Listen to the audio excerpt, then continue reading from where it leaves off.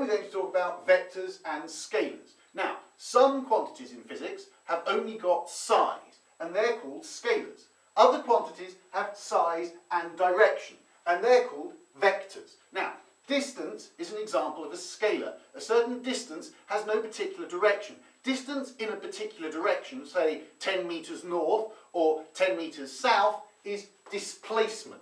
Speed is the rate of change of distance. Velocity is the rate of change of displacement. Okay? Now then, other examples of scalars are mass, temperature and energy, and other examples of vectors are accelerations and forces. Okay? Accelerations have a particular direction and forces have a particular direction. Now, when we talked about work being force times distance, we were actually wrong.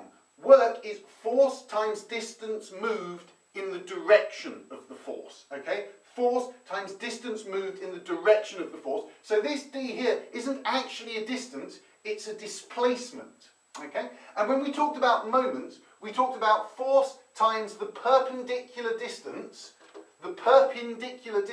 from the pivot. So once again, this is a displacement. Now, there are two different ways you can multiply things in physics. We're going slightly beyond the course now, so you don't have to remember this, but work is force times the dot product with the displacement, the parallel displacement, and moment is force times the cross product with the displacement, the perpendicular displacement. And so when we do this, we get energy transferred, which is a scalar, and when we do this, we get a turning force, which is a vector. So this is going beyond the course, but it's there so you can see it. Now, scalars, once again, a short list: distance, speed, mass, temperature, energy. None of these things have direction.